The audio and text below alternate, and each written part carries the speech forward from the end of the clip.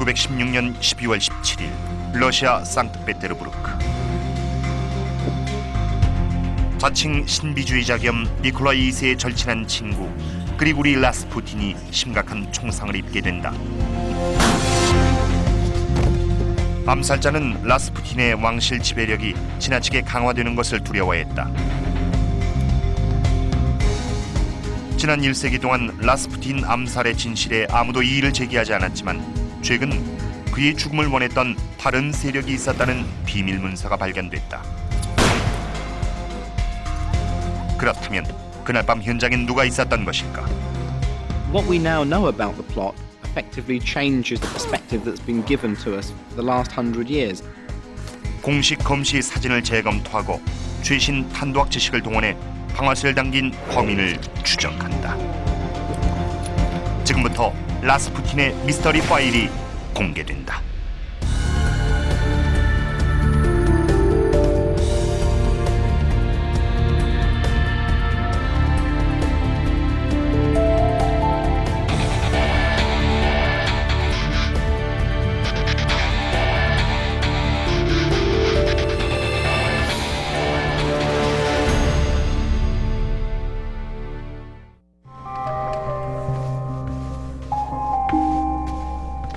(1905년) 제정 러시아의 황제는 니콜라이 2세였다.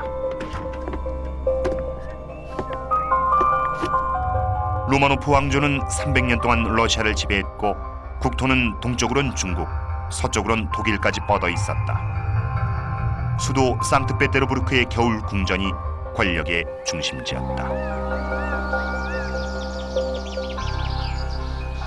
독일 출신의 황후 알렉산드라는 5 아이를 두었다. 4명의 딸과 왕위 계승자인 막내 아들 알렉세이였다. 하지만 황제와 황후는 백성들은 모르는 어두운 비밀을 숨기고 있었다. 알렉세이가 왕위 계승을 위협하는 질병을 안고 태어난 것이었다.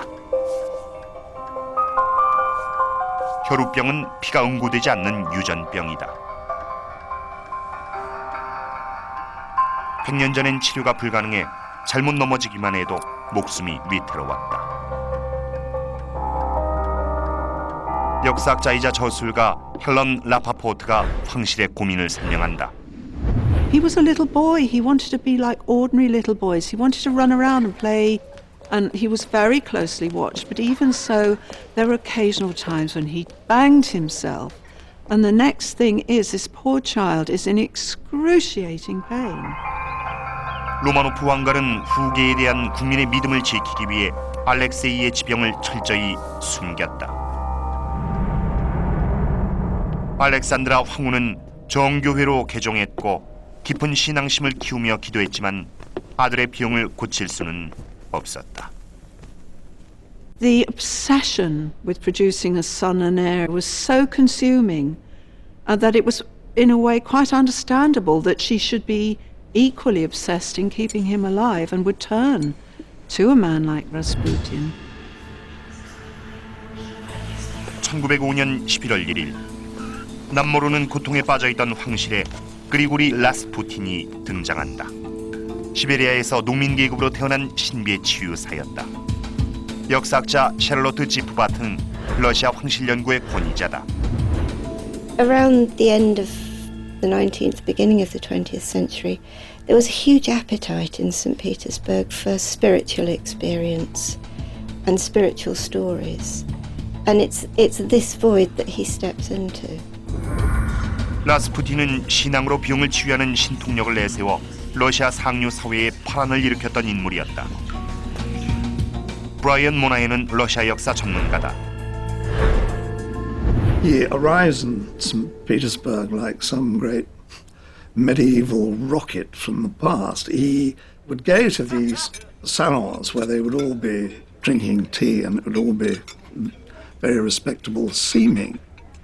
And he would entertain them with stories of Siberia and stories of peasants because they'd never met a peasant before. 황제의 편지에 이런 대목이 나온다. 며칠 전 나는 토볼 지방의 농민을 접견했다. 그는 황후와 나에게 놀랍도록 강한 인상을 남겼다. Nicholas and Alexandra are very impressed with Rasputin. They like him when they first meet him. In time, he is invited into the Alexander Palace to meet the children. 이곳이 상트페테르부르크에서 남쪽으로 25km 떨어진 알렉산드르 궁이다. 라스푸틴은 이곳에서 처음으로 황실을 위한 영적 치료를 요청받았다. 라스푸틴이 황태자를 위해 기도하자 알렉세이가 안정을 찾았다. 황태자는 평온하게 잠들었고 다음날 아침 고통은 사라졌다. He clearly had some kind of incredible suggestive powers. It's never been explained and probably never will be. I mean, he had some kind of mesmeric power. 황후는 라스푸틴이 기적을 행할 수 있다고 믿었다. 라스푸틴과 황실의 친분이 깊어지면서 황제는 러시아의 악명 높은 비밀 경찰 오후라나에게 라스푸틴을 보호하라는 명령을 내렸다.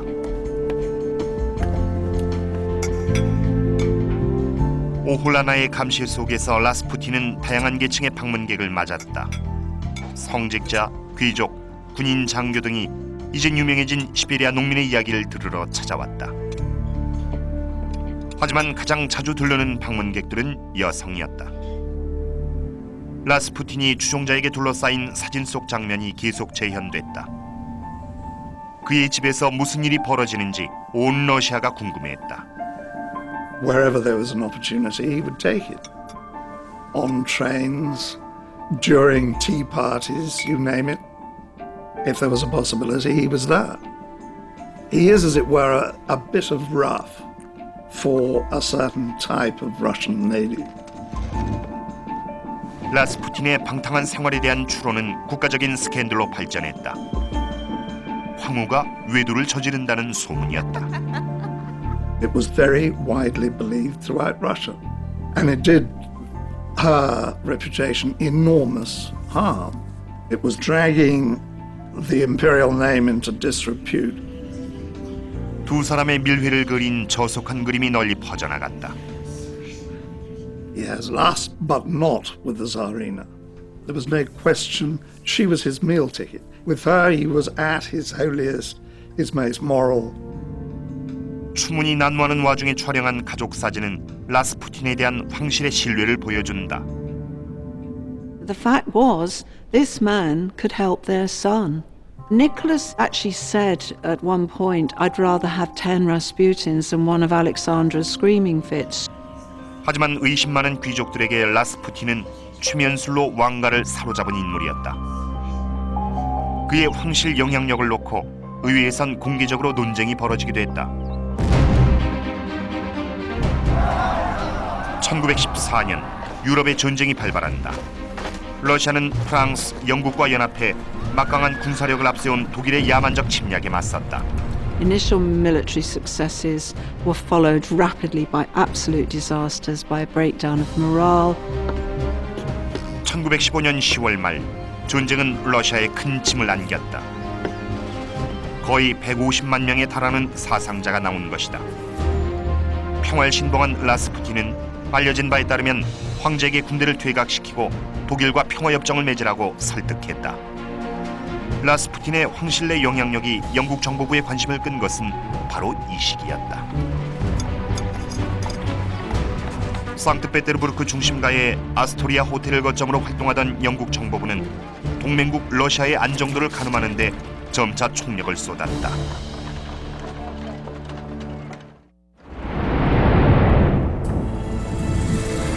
이곳은 영국 런던의 화이트홀 코트 1번지. 1차 대전 당시 영국 정보기관 본부로 사용됐다. 역사학자 앤드류 쿡에게 극비 문서와 서신을 열람할 허가가 내려졌다. British intelligence were aware from the word go that Rasputin was one of the leading people of influence in Russia who was actually arguing in private for an independent peace deal with the Germans. 러시아 국내 정보기관에 이어 영국 정보부도 라스푸틴의 의도를 의심하면서 그의 생명은 위태로워졌다. 하지만 사료상으로는 황실의 불만을 품은 내부 세력이 라스푸틴의 국내 정세 개입에 종지부를 찍기로 한 것으로 나타난다. Prince Yusupov is the son of one of the richest, oldest families in Russia. He's an Oxford-educated fop. People like Yusupov, old school, top drawer aristocracy, couldn't bear what was happening.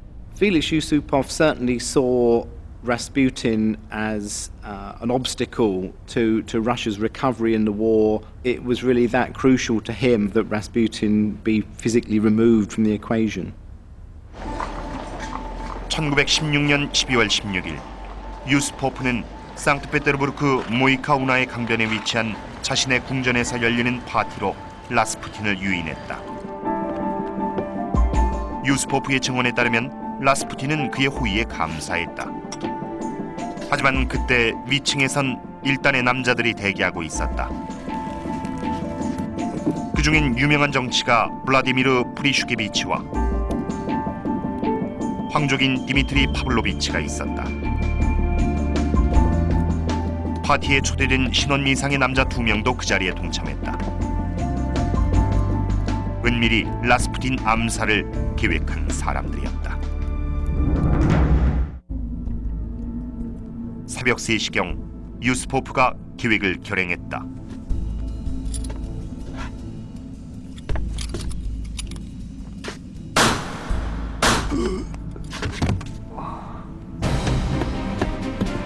유스포프는 공모자들에게 돌아가 라스푸틴의 죽음을 알렸다. 하지만 나중에 시신을 확인하려 하자 라스푸틴은 있는 힘껏 유스포프의 목을 부여잡았다. 유스포프는 도움을 청하며 도망쳤다. 초인적인 힘으로 다시 일어선 라스푸틴은 뜰을 가로질러 탈출하려고 했다. 그때 먼 거리에서 공모자 중 한 명인 프리슈케비치가 방아쇠를 당겼다. His shots hit Rasputin in the back, and his second shot, according to his own account, hits Rasputin in the back of the head. 마침내 귀족 암살단이 라스푸틴을 처치했다. 이들은 증거를 완전히 없애기 위해 근처의 차가운 강물 속으로 사체를 던졌다. 하지만 그의 사체는 얼마 떨어지지 않은 피트롭스키 다리 인근에서 발견됐다. 경찰 수사는 간단하게 끝났다. 황후는 유스포프를 자택에 연금했지만 그는 사건 개입을 전면 부인했다. 유스포프는 기소되지 않았고 라스푸틴의 사체는 매장을 거쳐 다른 곳으로 옮겨지던 중 아무런 흔적도 없이 공중으로 증발해버렸다. 유스포프와 공모자들의 범죄 증거가 사라진 것이다. 여기까지가 가담자 2인의 증언을 토대로 구성한 라스푸틴의 최후지만 유스포프가 기록을 남긴 것은 사고 발생 11년 후였다. Yusupov's account is essentially modelled on a Gothic horror story, in particular the story of the beast that will not die. 라스푸틴 살인 사건의 잔혹성은 오랫동안 잊혀졌던 검시 보고서를 통해 다시 이목을 끌기 시작했다.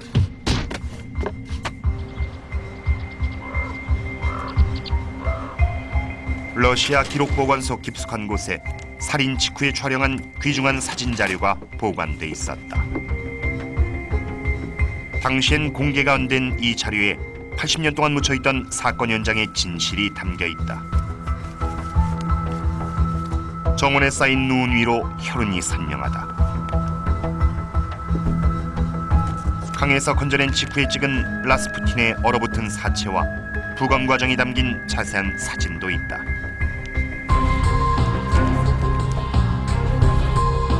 사체 곳곳에 타박상과 총상의 흔적이 있다. 가까운 거리에서 정면으로 쏜 듯한 총상이 뒤에서 쐈다는 피의자의 주장을 반박한다. According to Purishkevich and Yusupov, the head wound was to the back of the head and fired at a distance.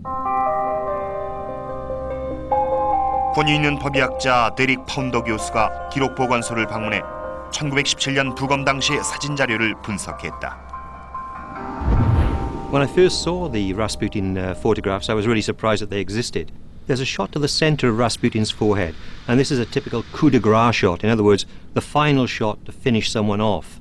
Purishkevich's account, and indeed Yusupov's, simply do not add up once you actually look at the autopsy evidence.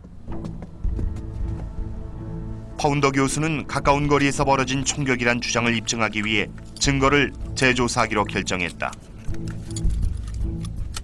프리슈케비치는 세비지 권총을 사용했다고 주장했다.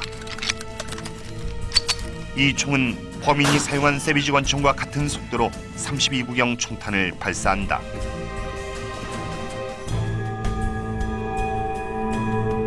인체의 물리적 밀도와 유사하도록 젤라틴 덩어리를 동물의 가죽으로 감싼 물체를 표적으로 놓고 초고속 카메라로 총상을 입는 순간을 기록할 계획이다.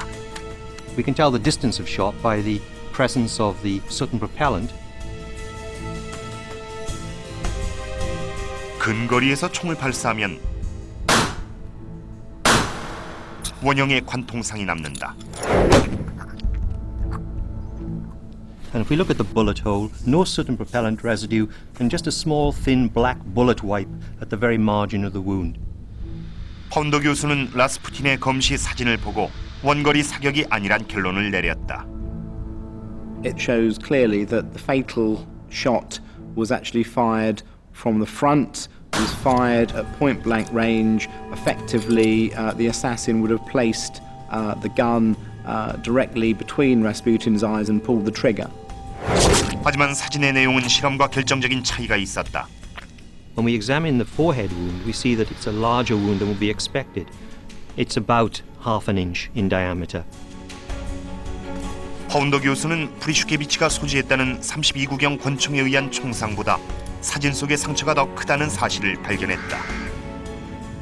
That then begs the question, if it wasn't a weapon fired by Yusupov and Purishkevich, what kind of weapon was it? What kind of weapon could it have been? It's comparable to one produced by a .455, a Webley revolver. The Webley revolver is a British Army design from about 1887. At the time of the First World War, when Rasputin was killed, it was issued to most officers.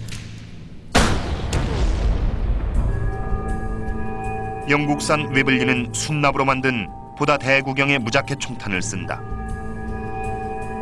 세비지 권총의 경우는 전체를 구리로 감싼 소구경의 총알을 사용한다. 무자켓 총탄은 1907년에 사용이 금지됐다. 표적을 맞출 때 납이 변형되면서 표면을 관통하지 못하고 접촉한 순간에 에너지가 발산돼 근육과 뼈의 피해를 증가시키기 때문이다. 비교 연구를 위해 치명상을 입혔던 똑같은 근거리에서 웨블리 리볼버에 사용됐던 납총탄을 발사해보기로 했다. When we compare these test shots with the gunshot wound to the center of the forehead of Rasputin, what we see is something very similar to the Webley shot. 먼 거리에서 쐈다는 증언이 거짓일 뿐 아니라 휴대했던 소구경 권총에 의한 총상이 아니란 사실이 확실해졌다. The forensic and ballistics evidence does not match the accounts by Yusupov and Purishkevich. It then begs the question, if they didn't fire the fatal shots, who did? 공모자 중 한 사람인 파블로비치가 구경이 큰 권총을 가지고 있다가 치명상을 입혔다는 주장이 제기됐다. 하지만 유스포프와 프리슈케비치 모두 파블로비치가 사건 발생 전에 건물을 떠났다고 증언했다. 여기서 수수께끼는 더 가중된다. 그날 밤 동석했던 의문의 두 인물로 관심을 돌려보자. 그들의 정체는 끝까지 밝혀지지 않았지만 오스왈드 레이너란 인물을 가리키는 단서가 등장했다.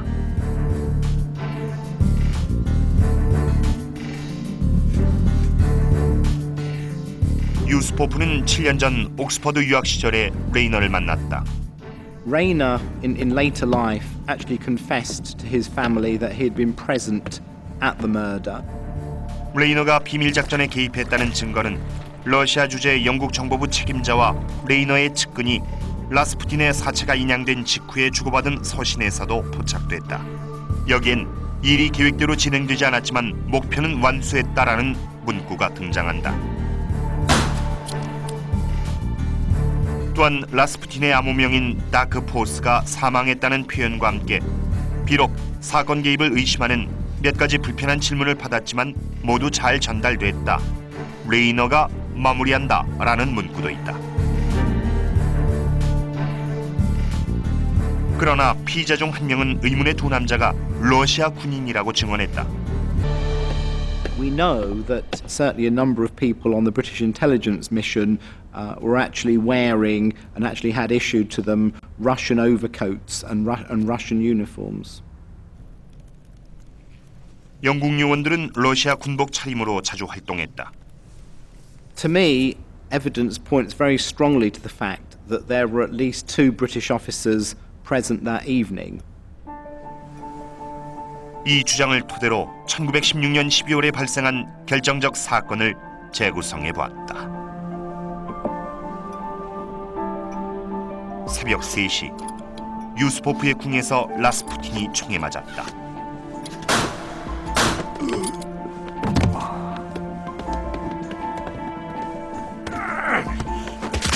공모자들의 주먹질과 발길질이 이어졌다. 손은 결박당했다. It's a horrible mess. It's a case of we've got to kill this person and we really don't know how.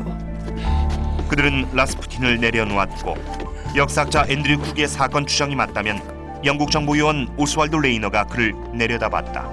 It's at that particular point that a British officer is literally forced to take his revolver and shoot Rasputin at point blank range to be absolutely sure that he is dead. 레이너는 범행을 완벽히 마무리지었다.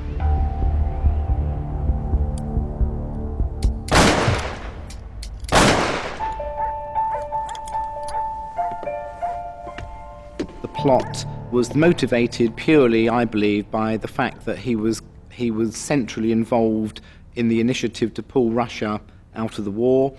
British intelligence felt that the best way of removing him would be to actually have Russians themselves being seen to be the people who assassinated him. 암살자들은 사체가 발견되리라고는 결코 생각하지 않았지만 거의 100년이 지난 지금 첨단 법의학 기법을 통해 살해 용의자를 추적하고 있다. 러시아를 전쟁의 동맹국으로 남기는 것이 영국의 목적이었다면 계획은 성공이었다. 하지만 라스푸틴이 죽고 1년도 안 돼 러시아 혁명이 시작된다.